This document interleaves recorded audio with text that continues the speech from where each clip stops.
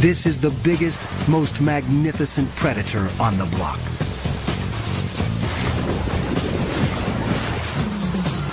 But everywhere, its ancient haunts are under siege.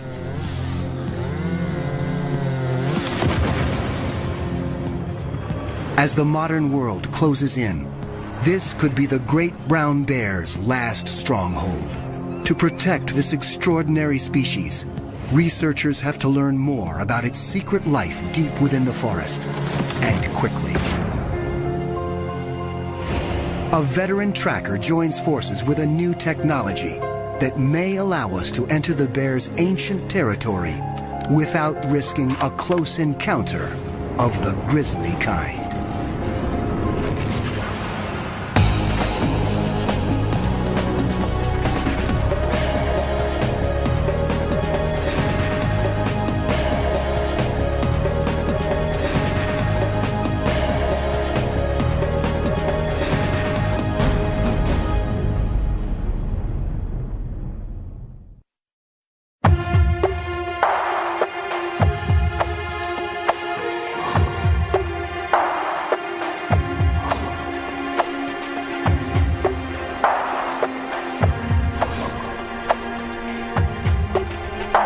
The Alexander Archipelago.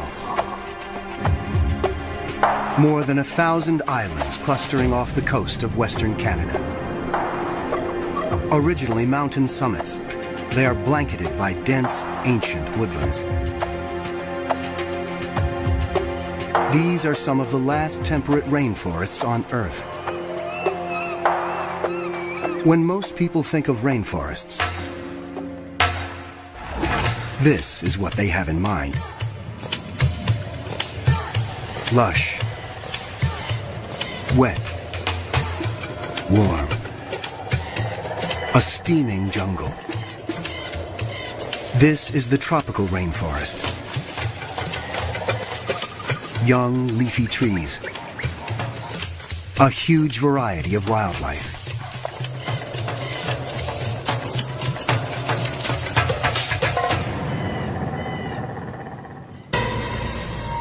By contrast, the temperate rainforest is relatively cool.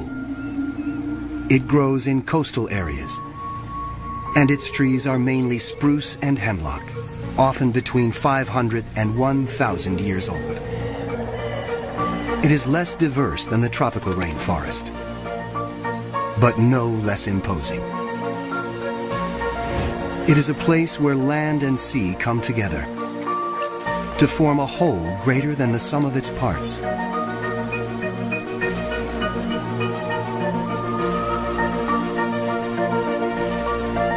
The islands have names like Chichagof, Admiralty, Baranof, Prince of Wales.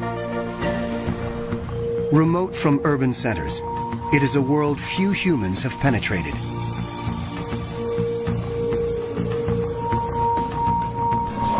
As a result, this vibrant ecosystem is a kind of heaven on Earth.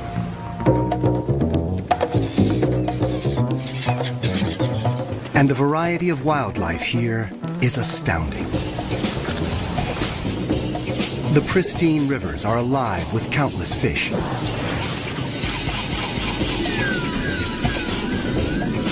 Amidst the islands, killer whales breach.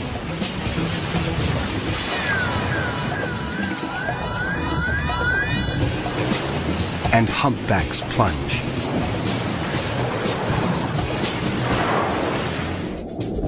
Dall's porpoises and Steller's sea lions feast in the food-rich waters.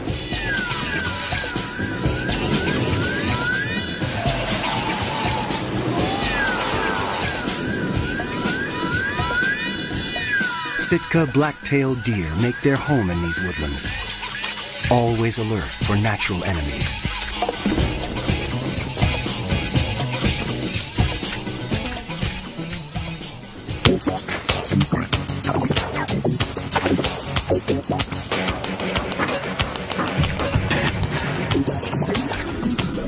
And the lord of this southern Alaska paradise is this mighty beast. You may know this bear as the grizzly.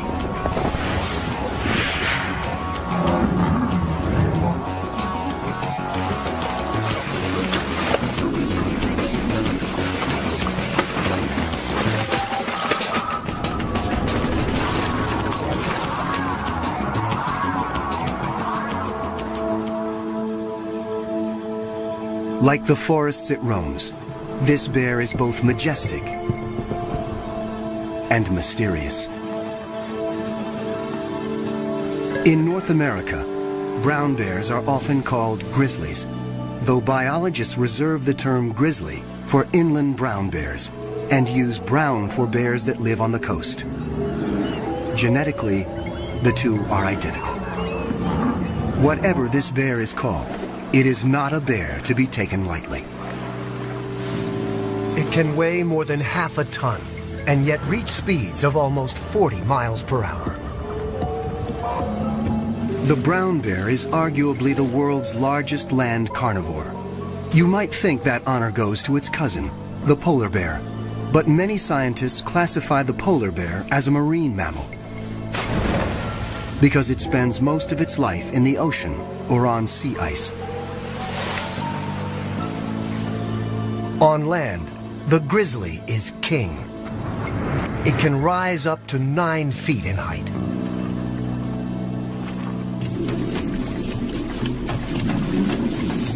Bears are formidable hunters. They have a keen sense of smell, 7 times more powerful than a dog's. And they are notoriously patient in stalking their prey.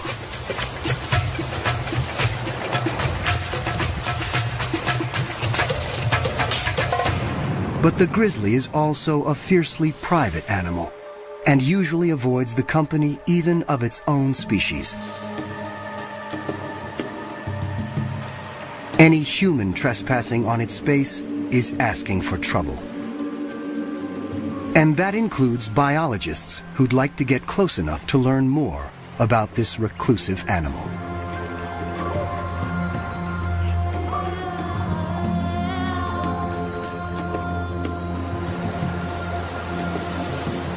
In the rainforest, the brown bear rules. It has no natural predators. And yet, worldwide, its numbers have been in decline for the last 100 years.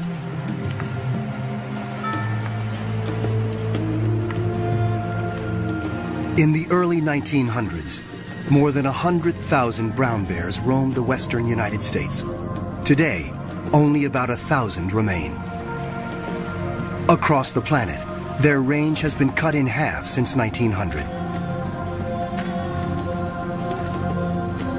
In the Pyrenees, on the border between France and Spain, the brown bears were just hanging on. They were down to their last female. Recently, hunters shot her, thereby dooming this population of bears to extinction. Today, roughly 40,000 brown bears live in what might be their last stronghold, the state of Alaska. But every day, humans encroach a little more on their territory.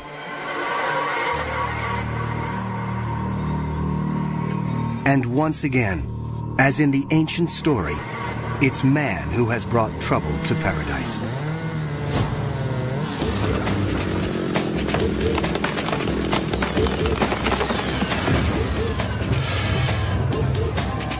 Consumers demand an immense amount of lumber each year to build homes, furniture, and other creature comforts.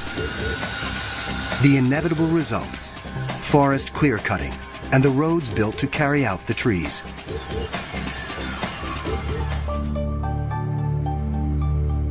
On Chichagof Island, many bears tend to converge on river valleys during the summer months. But over the last 20 years, roads have cut deep into this once virgin wilderness. And timber clear-cutting has turned some of the bears' summer stomping grounds into stump fields. As human activities extend further into the grizzly's ancient domain, humans and bears are meeting more and more often.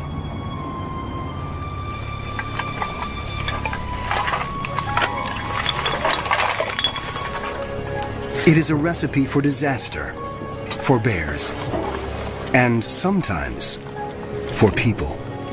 This massive predator can be extremely dangerous when suddenly confronted by a human on its turf. And yet, to protect these animals, researchers need to learn more about their numbers, their movements, and their vulnerabilities. They have to get up close and personal with a 500-pound animal that doesn't want them there. That's exactly what one man does for a living, and has for the last 30 years. Born in Wisconsin, Laverne Byer came from a family of hunters.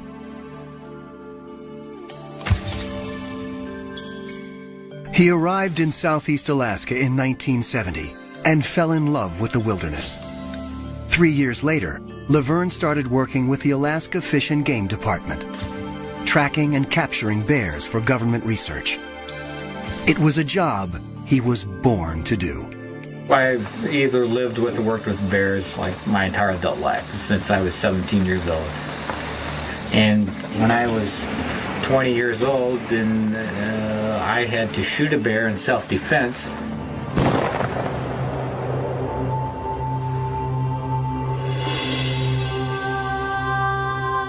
And once you have to shoot a bear in self-defense, that's kind of one of those events in your life you don't forget.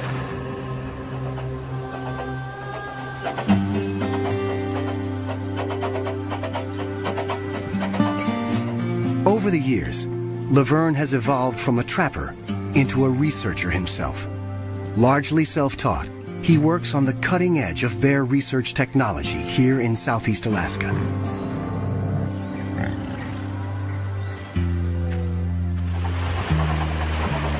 Based on a 70-year-old tugboat, Laverne has captured more than 700 bears since 1975 and is now one of the most respected bear trackers and researchers in the region. Someone who combines traditional tracking skills and the best that modern technology has to offer.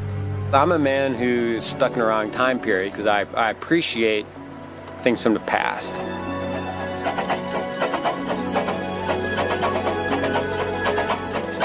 I definitely appreciate technology, and I guess it's somewhat like, too bad a person couldn't live in the past, but yet have some technology of the future.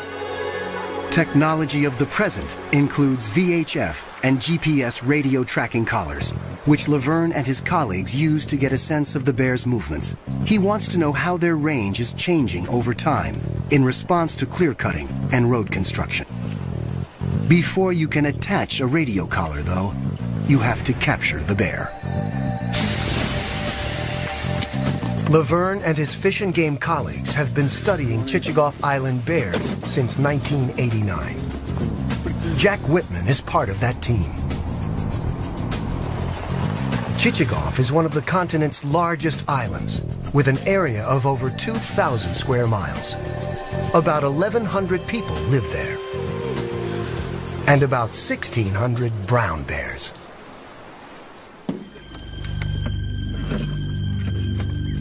As they prepare for their research expedition into the brown bear's domain, they're all too aware of how alert they have to be. We're trespassing in a pretty major way in places where brown bears live, where most people shouldn't go. It would be foolish, regardless, how one feels about bears, not to carry a weapon.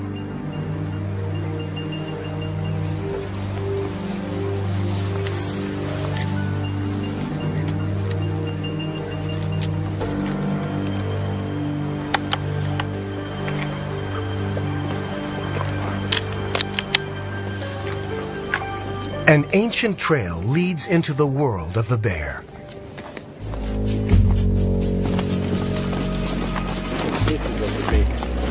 This is a bear trail, it's not a people trail. Yeah, no, there's no people come down here. Years of bear traffic have cut this path through the forest. The bears are out of sight, but their presence is everywhere. You can probably see bear hair still attached. Big knot of bear hair there.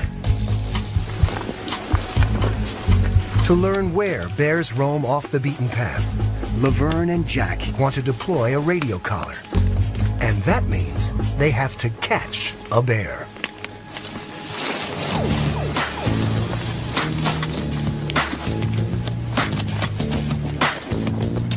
The art of snaring a bear without injuring it is a delicate one.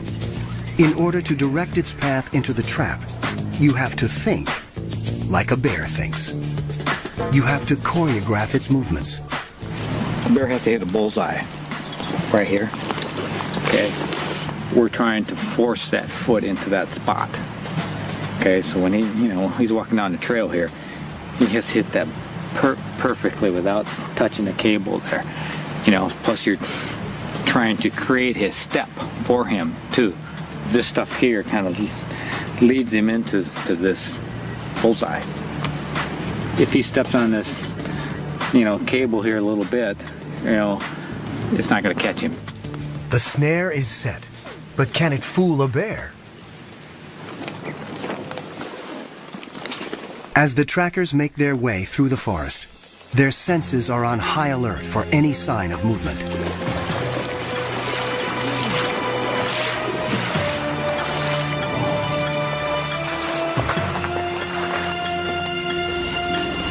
One of their snares has been triggered, but it didn't catch a bear.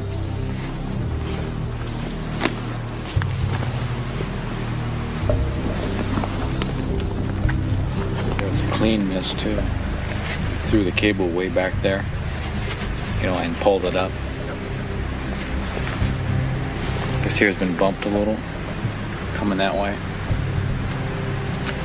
It's going that way. Yeah, I think he stepped on this. Kind of looking at it. One thing is sure, there are bears close by. It's nice working down here where there's some targets out there. It's a target-rich environment. They try again and move on.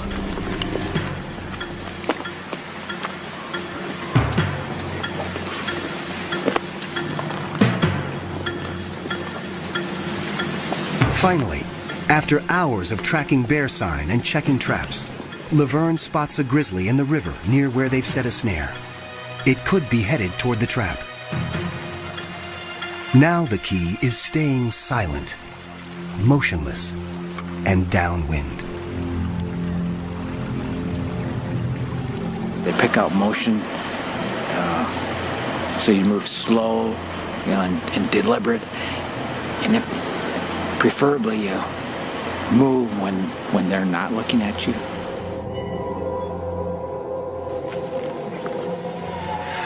Once this bear has entered the woods, it is virtually invisible. Trying to determine whether the bear knows if we're here or not by the wind. The wind's kind of going right towards it. After nearly 30 minutes, Laverne and Jack hear signs that the bear's been caught, but how firmly the snare has grabbed its foot is unclear. At this point, it's kind of, how is this all going to play out? We're just other things that are going to happen here to determine whether it's a good capture, a bad capture, an ugly capture. A tranquilizer dart is the most gentle way to put a bear to sleep, so they can attach the radio collar and do their research. For now, the animal seems relatively calm. Once the bear definitely discovers that we're here, it could be a different story. The body language could be different. It could become more aggressive. These woodsmen are skilled at keeping their bear encounters from turning violent. Still, they never enter the forest unarmed. Regardless of the size of the bear, they're capable of injuring and killing people. So it's just prudent to carry a weapon, and it hopes you don't have to use it.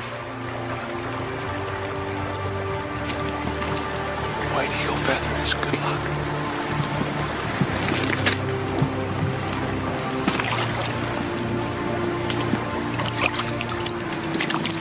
To make sure he places the dart accurately, Jack has to get within 10 yards of a 500-pound and now very aggravated bear. As he lines up his sight, Laverne covers him, just in case.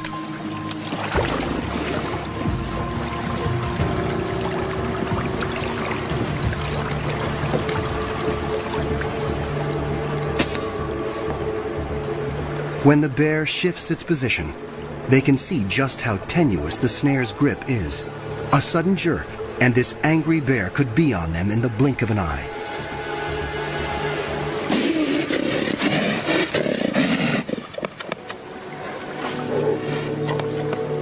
Luckily, the tranquilizer is already taking effect. If not, the bear might easily have pulled free. Minutes later, she's out. And the researchers can go to work. But Laverne and Jack know that another bear could be watching them. Their every sense is attuned to movements and sounds coming from the trees. They waste no time.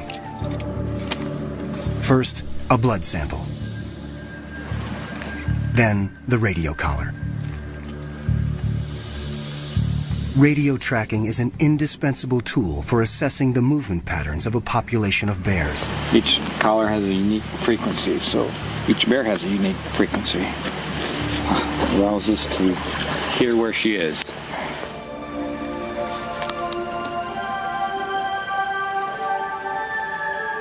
Today, the forest has let them in.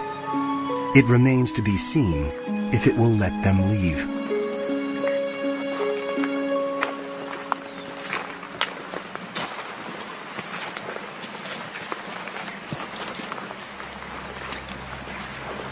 The woods are eerily quiet.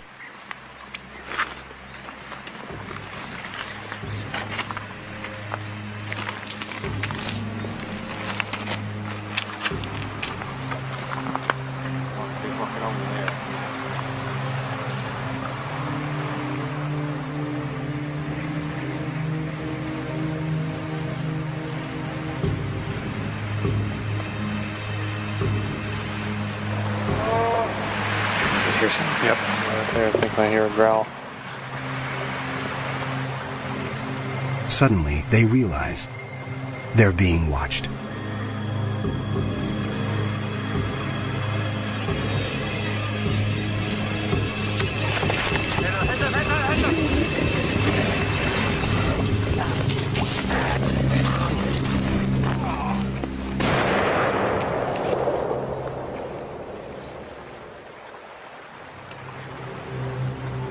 A bear attack. Laverne had no choice but to shoot.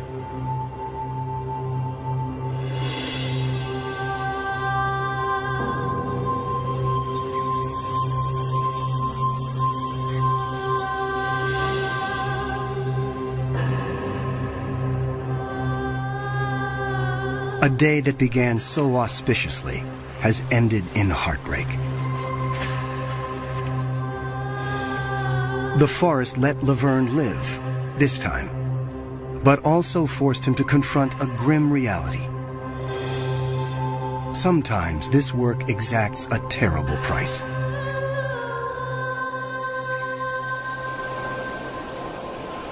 The attack has left Laverne with more than just emotional scars. I feel responsible.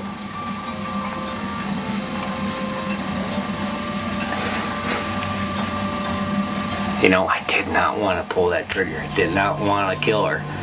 You know, it was like shooting a friend.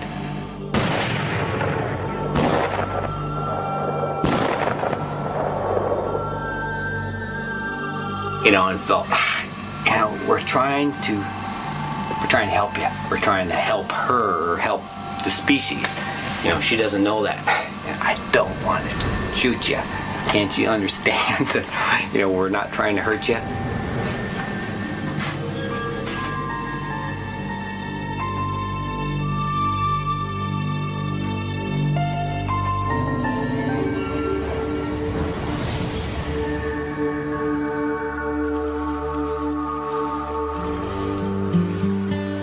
Brown bears bears are normally solitary creatures.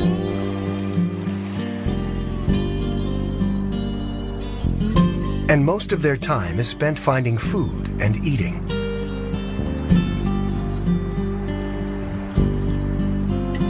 This is especially important for mother bears. These twins were born during winter.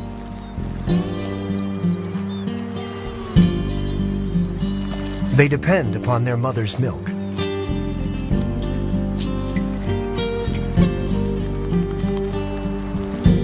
She must find enough food to sustain herself and her family.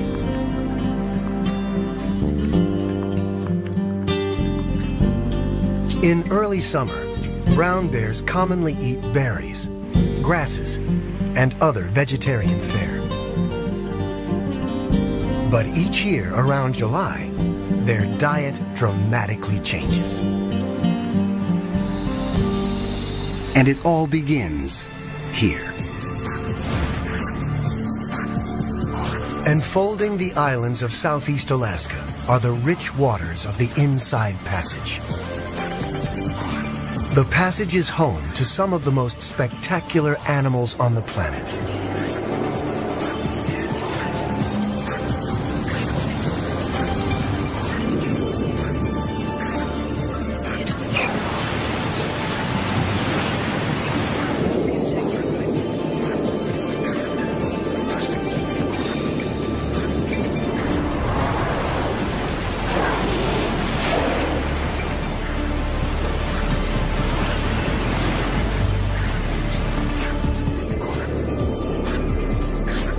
The cold, nutrient-rich waters welling up from the Pacific depths nurture a flourishing food chain.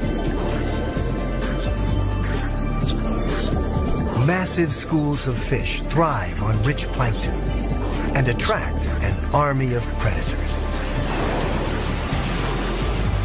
Humpback whales gather to feast, working in groups to capture herring.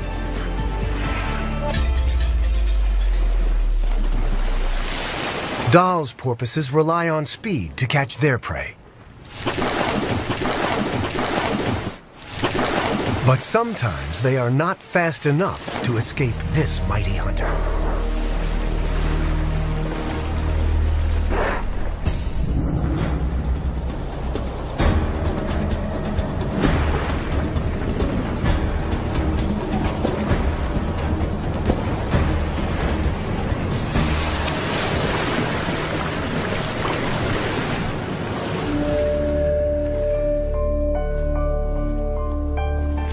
On shore, another mighty hunter is getting impatient, waiting for its share.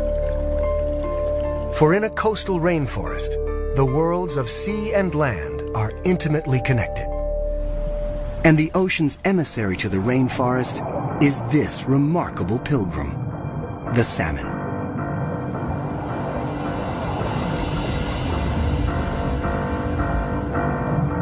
Chinook, coho, sockeye, pink, and chum. 5 species of salmon make the long trip back from the ocean to the place of their birth. After several years at sea, they've returned to spawn for the first and last time.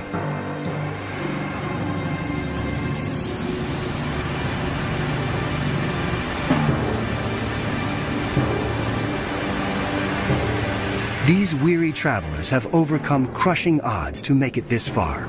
Now, they're running on empty. But this is their only chance to breed. Doggedly, they push on. These sockeye have not eaten since leaving the sea, and they will never eat again. Starving, they begin to digest themselves from the outside in. Absorbing their silver scales, they expose skin, which turns scarlet and smooth. At the same time, the head turns green, and the male's snout takes a grotesque turn. Now, they're in full mating regalia. When they reach the spawning grounds, a female thrashes out a nest.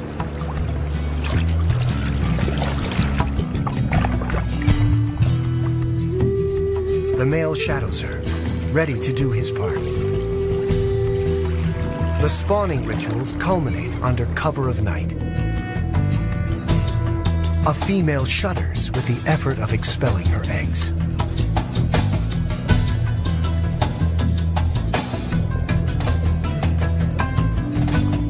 Her mate shudders in reply, fertilizing them with a smoky stream of milt.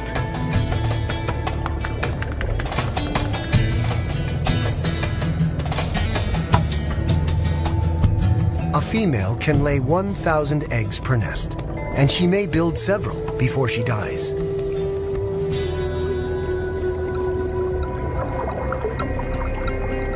But it's only a few that make it this far.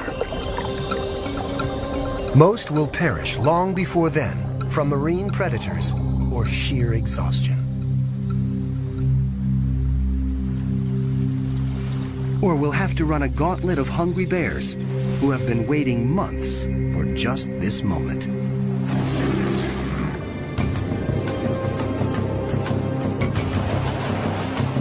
Bears are patient hunters, and for animals their size, their striking speed is phenomenal.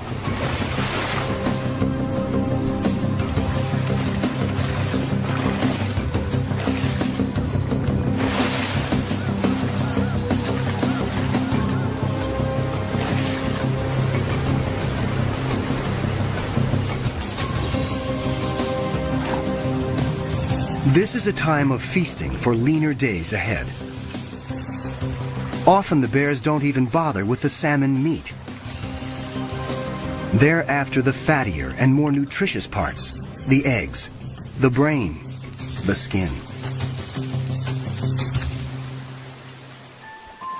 Recent studies suggest that the bears perform a vital service for the rainforest, transporting the nutrient-laden salmon from the river to the woods, where the fish decompose and fertilize the soil.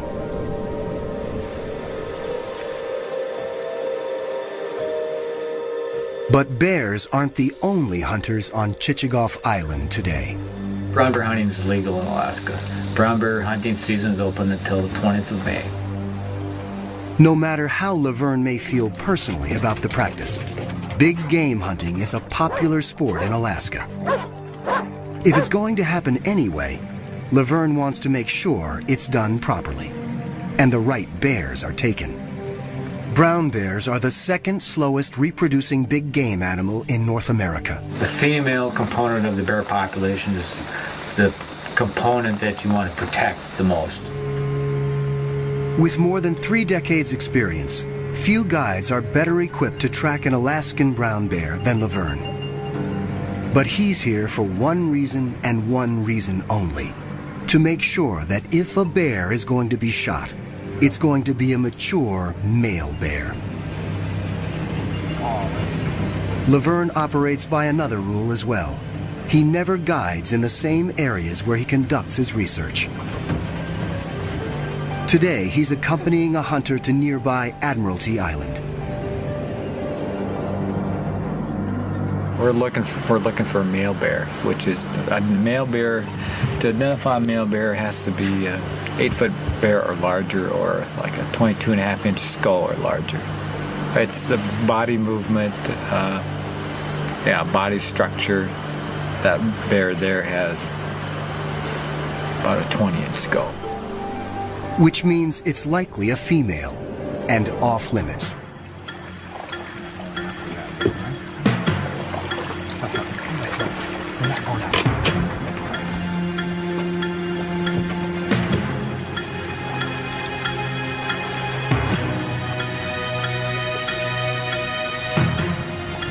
This bear too is a female. The hunter may be frustrated, but Laverne won't allow a female to be shot.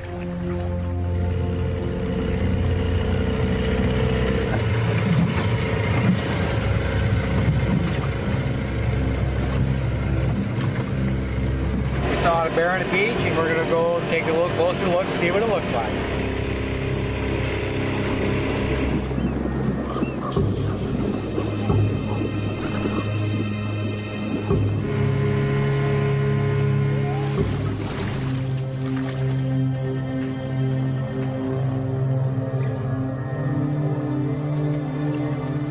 This is a large, old male.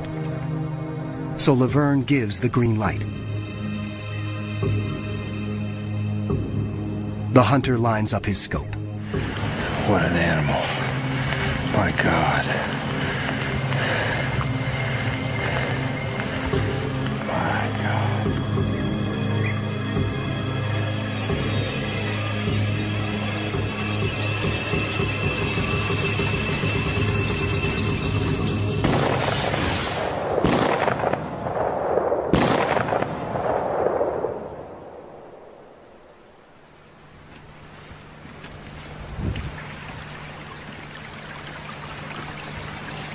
When they reach the bear, he is still alive. Laverne makes sure he is put out of his misery quickly. Get it over.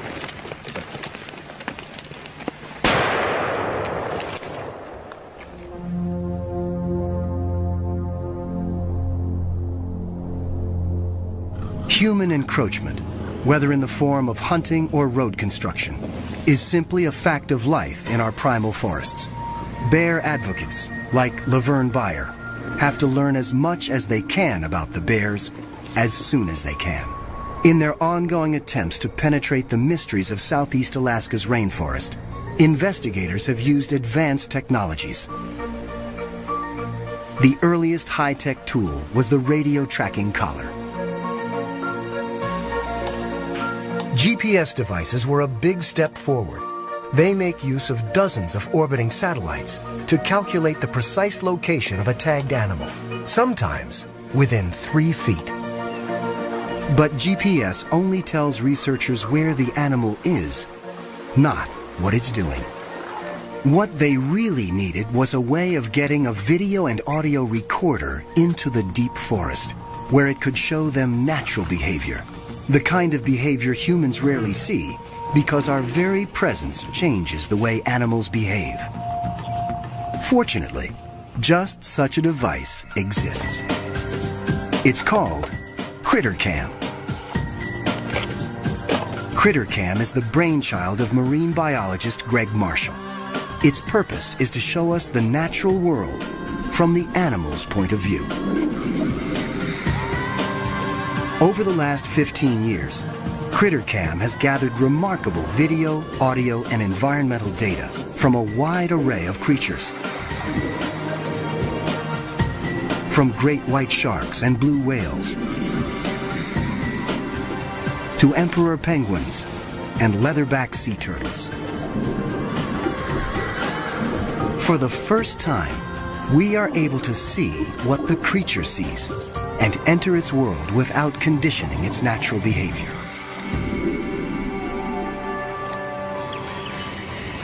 In fact, just off the coast here, CritterCam recently brought back remarkable footage of one of the region's most impressive marine mammals, the humpback whale.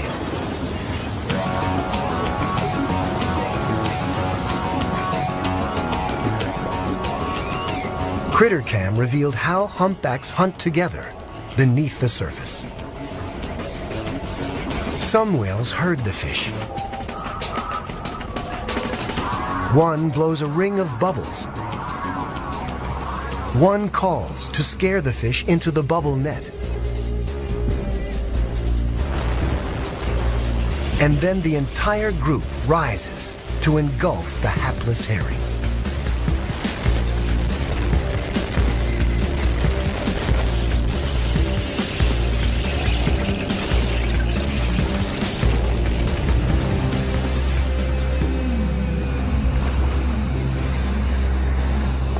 For the first time, scientists could penetrate the murky waters and watch the whale's behavior.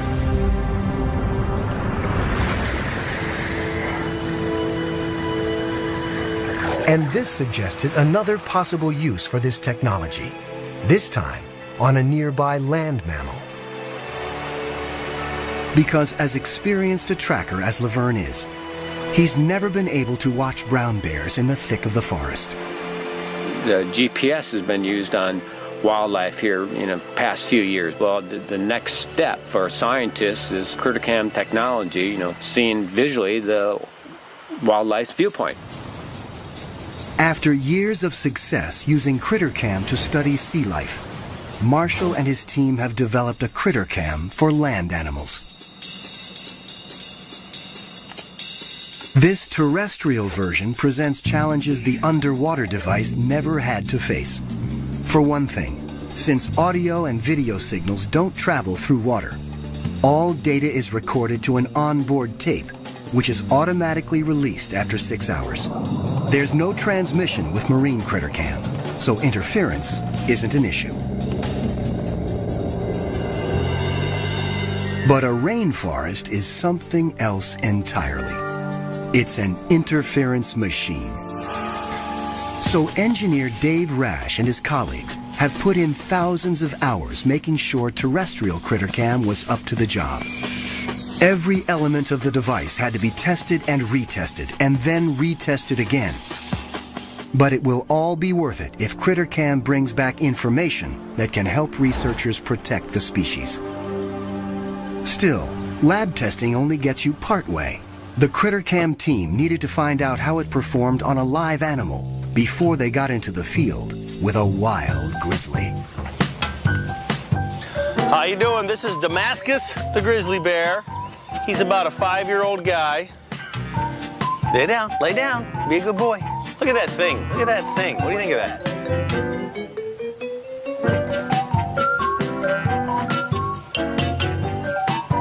We let us put that on, see if we can get your perspective on life. Feed me, and I'm yours.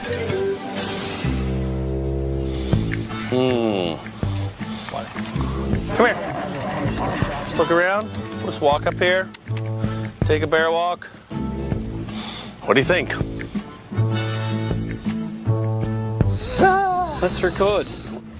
And one last test. Because even though this critter cam won't be diving to the ocean depths, there is still a good chance it's going to get wet. Good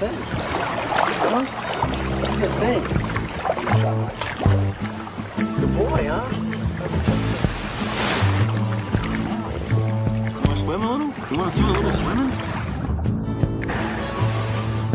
This is as far as Dave is going to get with a tame bear in controlled surroundings. It's time to head north.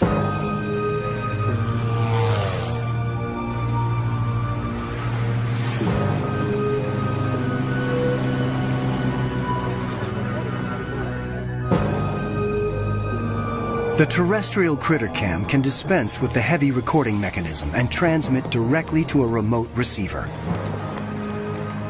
Which is a good thing, because the device won't be buoyed up by water, as the marine version was. Another plus, the device won't be limited by the length of a videotape. Still, there's a very real danger that even if critter cam makes it into the woods on the back of a bear, the dense forest will frustrate the team's efforts to get a clear signal.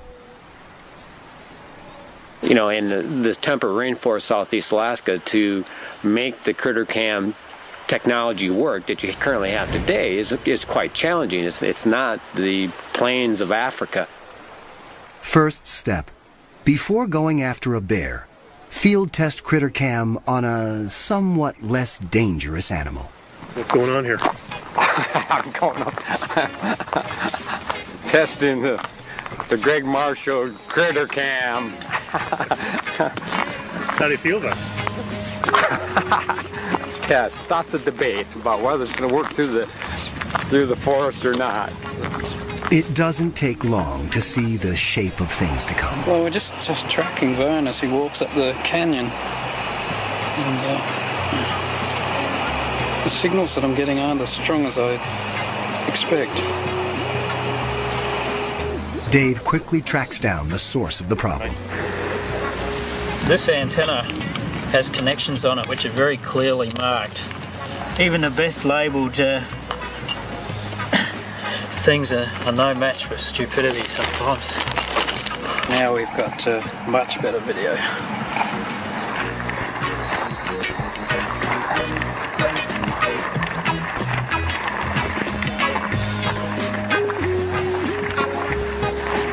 Check it out. Hey, there's somebody holding an antenna.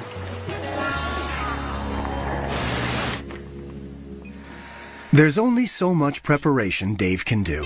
They'll have to try it out on a real bear and make adjustments as they go. We've come all this way, put in all this effort to get to this point, and I don't want my electronic part to be the thing that makes it not happen today, so I'm nervous. The effort will all be worthwhile if CritterCam can bring back information that will help safeguard these bears' future. CritterCam may be light years more advanced than a radio collar, but the process of getting it on a bear is just the same.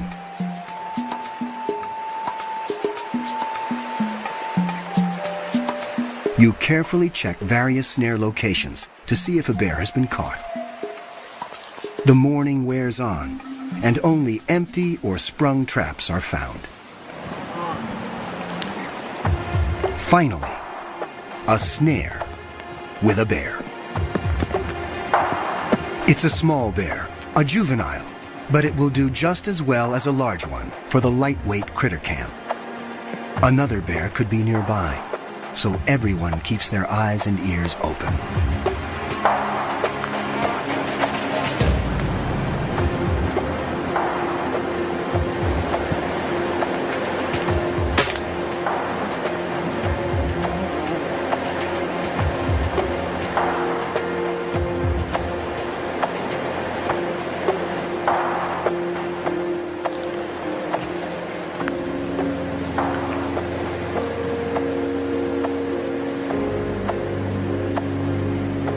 Now, the main event. Dave, you ready with that thing yet?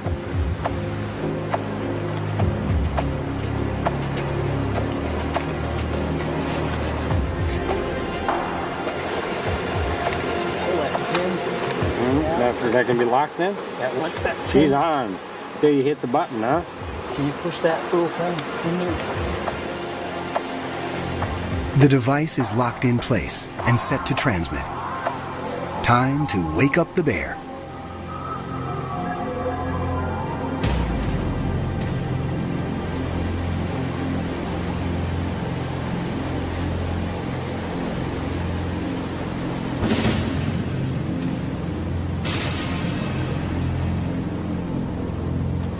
We've seen this shot many times before, but we've never seen anything quite like this. She doesn't seem to mind the CritterCam around her neck at all. The bear is groggy, but she knows enough to head straight into the woods. The system's working. She's right on the edge of the range, but the signals are really marginal. I think she's right over on the other hill. It might be better for us to move over there if we can. Now I guess the work begins as we track the animal and see where it goes. So we might have our night cut out for us.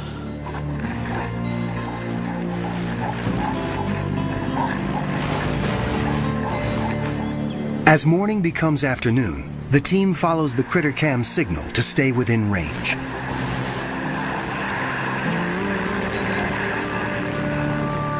Dave continually monitors the system's performance in this difficult terrain.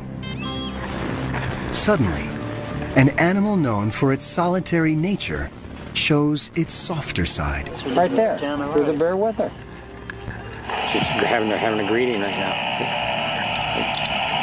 That might be Mom. This is a complete surprise. The CritterCammed bear is old enough that Laverne wouldn't have expected it to be spending any time with its mother.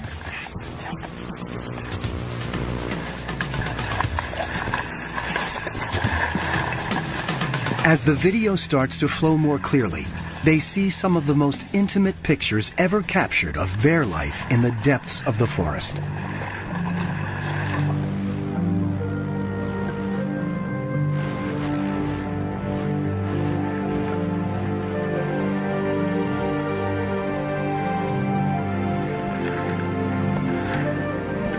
She builds a daybed and curls up for a nap.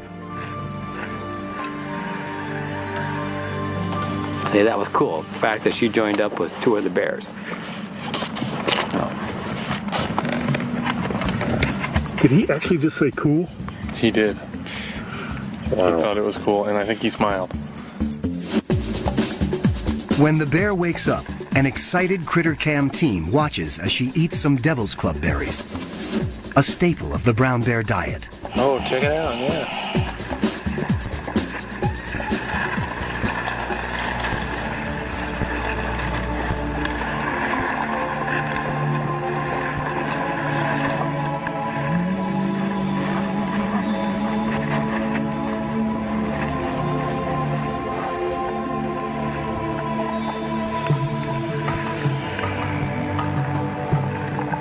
Then she appears to eat a toad, not something her species is known to consume very often.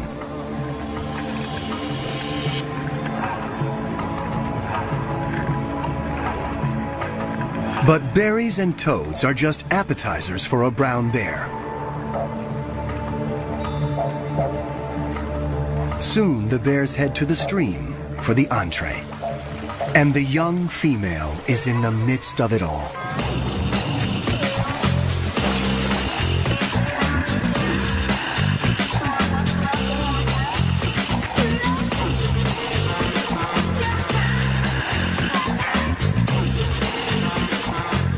That's pretty good right there.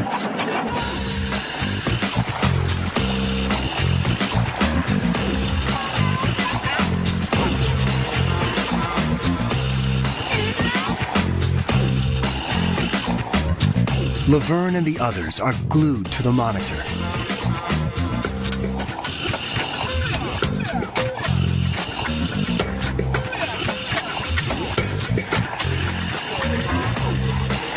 It's been a remarkable day. Critter Cam has allowed Laverne and the others to walk with these bears without trampling their world. And what they are seeing bodes well for future research. Research that could tip the odds in favor of these amazing animals.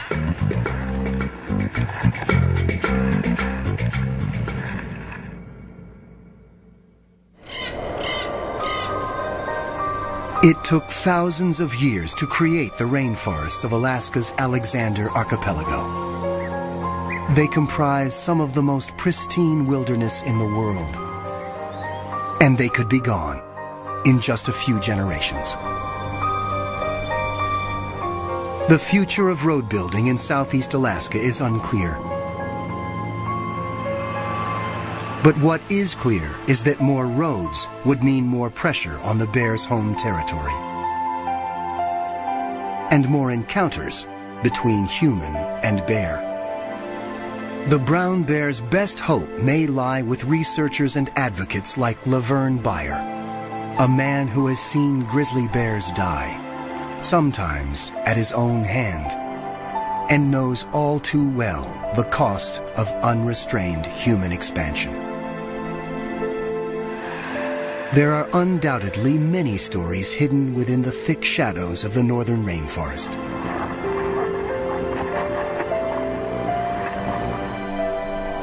For now, though, it has surrendered only some of them.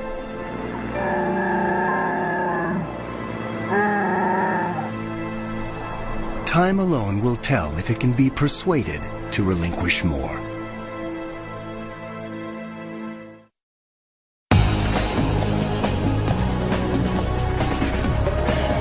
To purchase Bear Island on DVD, call 1-800-PLAY-PBS.